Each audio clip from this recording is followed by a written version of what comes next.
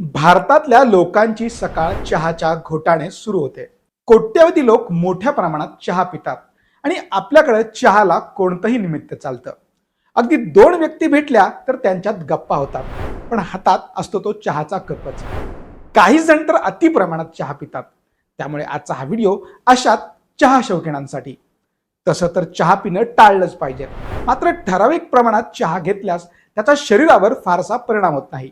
आपल्याकडे डॉक्टर मंडळी हाच सल्ला देतात, पण चहाची सवय सहजासहजी बंद होत नाही. मग अशा वेळी करायचं तरी काय असा प्रश्न पडतो. यावर साधं उत्तर म्हणजे चहा कमीत कमी पिणे असं असू शकतं. एका दिवसात किती चहा प्यावा म्हणजे शरीराला नुकसान होणार नाही हा प्रश्न मात्र उरतोच. थंडीच्या दिवसात जर पाहिलं तर दिवसातनं 3 ते 4 कप चहा घेतला जातो, पण उन्हाळ्याच्या दिवसात चहा विचार करूनच घेतला पाहिजे. चहा शरीरात उष्णता निर्माण करतो, तसंच डोकं शांत ठेवण्यास मदत करतो. चला तर मग एका दिवसात किती कप चहा घेतला पाहिजे याचं उत्तर शोधूयात.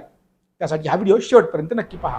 FDA नुसार एक प्रौढ व्यक्तीने एका दिवसामध्ये 400 मिलीग्राम पेक्षा जास्त कॅफिन घेतलं नाही पाहिजे. दिवसातनं 3 ते 4 कप कोणत्याही साईड इफेक्ट विना घेतला जाऊ शकतो, पण व्यक्ती परत्वे हे प्रमाण बदलू शकते आणि चहाच्या प्रकारावर सुद्धा हे प्रमाण अवलंबून आहे.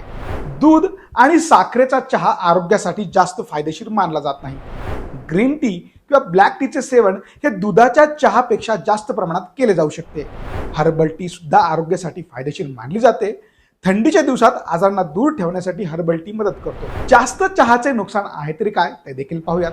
चहामध्ये असलेले कॅफिन, टॅनिन, फ्लोराईड आणि अँटीऑक्सिडंट आरोग्याला नुकसानकारक ठरू शकतात. अशा वेळी जेव्हा आवश्यकतेपेक्षा जास्त चहा सेवन केला जातो तेव्हा मांसपेशीमध्ये ओढाताण, हाडांमध्ये वेदना, दातांच्या हिरड्यांमध्ये त्रास सुरू होतो. तसेच उलटीचा त्रास, छातीत जळजळ किंवा ऍसिडिटी, तोंडात चट्टे, अपुरी झोप, महिलांना प्रेग्नन्सी समस्या, वजन वाढणे अशाही व्याधी निर्माण होऊ शकतात. चहात ऑक्सलेट आढळते, यामुळे किडनी स्टोनचा देखील धोका वाढतो. मग चहा शौकीनांनो, आता तुम्हीच ठरवा किती आणि कोणता चहा प्यायचा. ही माहिती तुम्हाला कशी वाटली आम्हाला कमेंट करून नक्की सांगा.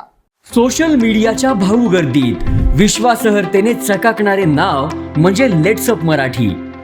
सगळ्यांना, सगळ्या नागरिकांना ती स्पीच, ती लेट्सअप वरील मुलाखती म्हणजे विचारांचा खजिना. त्यानंतरच्या निवडणुकीमध्ये मला सोडून गेले.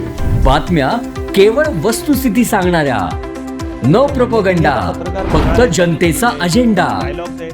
क्योंकि आने वाला कल जाने वाला है, जाने वाला कल आने वाला है. राजकारण, मनोरंजन असो की क्रीडा क्षेत्र, महाराष्ट्राची स्पंदने संवेदनशीलतेने टिपणारे माध्यम म्हणजे लेट्सअप मराठी. जगासोबत एक पाऊल पुढे राहण्यासाठी लेट्सअपचे ॲप, सोशल मीडिया आणि वेबसाईट सोबत कनेक्टेड रहा.